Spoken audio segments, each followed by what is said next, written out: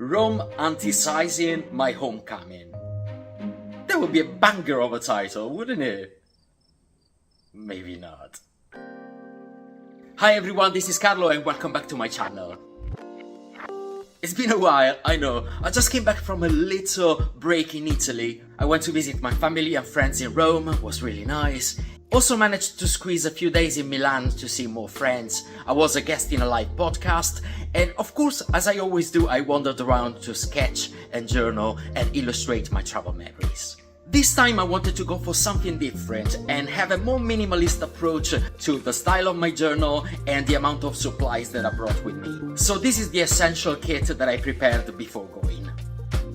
I chose this Moleskine sketch album, tiny and compact, only 14 by 9 centimeters, 120 GSM paper, so perfect for simple pen on paper artwork. I brought a 2B pencil with of course an eraser and a sharpener, and I went for one fine liner only, this Pigma Micron 005 that really allows you to go into detail throughout the sketching phase.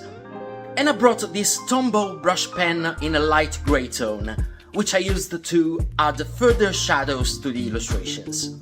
No watercolor this time. I wanted to show you another possible style of a travel journal / travel sketchbook, taking inspiration from old black and white illustrations. I carried this essential kit inside my B6 zipper pouch by Muji, keeping everything nice and compact. I don't know if you've ever been to Rome, but it's a city that is immersed in millennia of history and art. And every time I go back, it's a return to my roots and my personal story. This time I met a city full to the brim with tourists and pilgrims that arrived for the conclave. So I made sure to avoid the hot spot of St. Peter's Square and had a walk in Borgo Pio, which is one of the side streets nearby.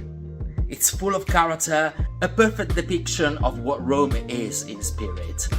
I wanted to walk all the way to one of my favorite places, Castel Sant'Angelo, and do most of my drawing there.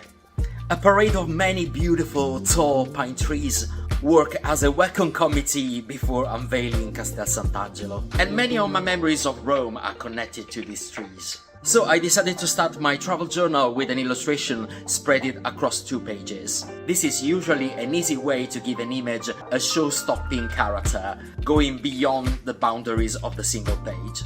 I found a nice bench in the park and I started tracing main guiding lines with pencil, just to define the position of each tree and other elements. Then I went straight in with a fineliner pen. Of course, if you don't feel confident enough to go straight in with a fine liner, keep on refining the image by pencil and go over these lines later on when the image is established. The park was getting busy, so I moved to a bar nearby and had a spritz while continuing the work. You can see me doing this very often when I'm in Italy, I have to say. Sketching on location has its own bohemian vibe, and if you have time, I encourage you to do it as much as possible. But the conditions are not always perfect, especially if the city is very busy with tourists or the weather is particularly windy or rainy. So I tried as much as possible to trace the main pencil lines while on location, and sometimes even come back the day after to add the details by pen. Then I took pictures of the view and I moved to a more comfortable place to continue the illustration. As I mentioned earlier, for the style of this journal I decided to stick to black and white illustrations.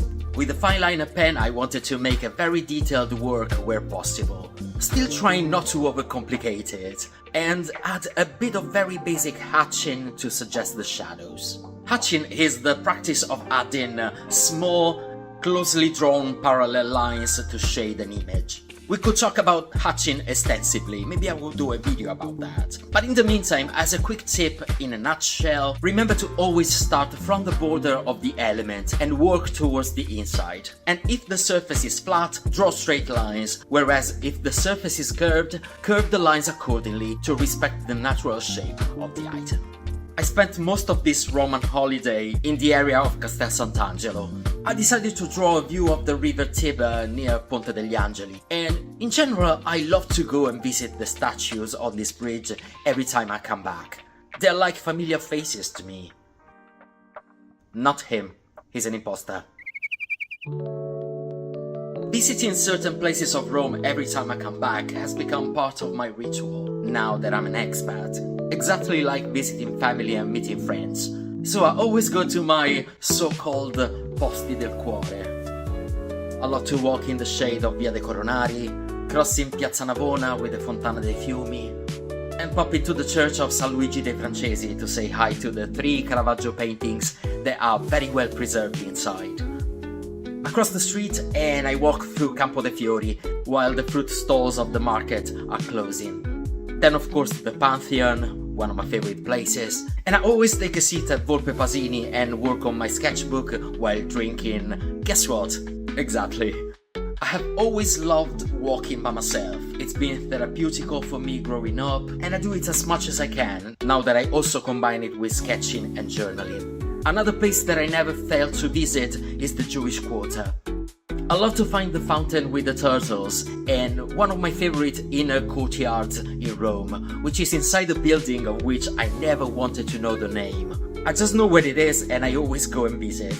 Before I walk to the bakery near Portico d'Ottavia, and I buy a big slice of ricotta and sour cherry tart, to then sit on a bench and eat, while I take in the timeless beauty of my hometown.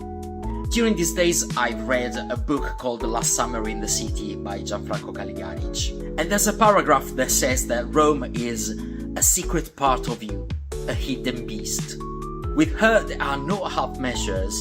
It's either a great love or you have to leave. Because this is what the sweet beast requires, to be loved. I think it's a fitting definition, and I also like the idea that Rome doesn't really fully forgive those who decided to leave her. I think she never forgave me for going away 12 years ago, and every time I come back, she hits me with her incredible beauty and dense memories, so that I will always have an invisible thread that draws me back to her, that lingering sense of homesickness. I finished working on my illustrations when I was on the train to Milan, but also on the plane, and I added the final details once back in London. I've used a light grey Tombow pen to sparingly add mid-shadows to every illustration. I didn't want anything too dark, because I already went quite heavy with details during the sketching phase. And then I added my journaling notes. I decided that this little sketchbook will be only dedicated to Rome, and I will take it with me every time I go back, and I will add more and more pages, romanticizing my homecoming like I said at the start of the video. In the meantime, it's time to flip through the pages of this past Roman holiday and show you the finished work.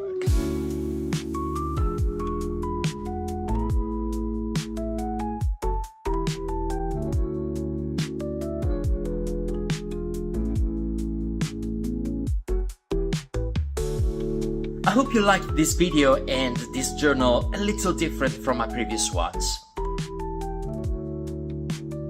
Have you ever thought of dedicating a journal to your hometown or your home country? And journal about your memories and your feelings every time you go back? How would you create it? Feel free to exchange ideas in the comment section below. And if you want to support my channel, don't forget to like, comment, share, subscribe, and press the bell button to be always notified when a new video is out. This was me, Carlo, sharing with you a glimpse of my beloved hometown Rome. And until the next video, take care, be kind.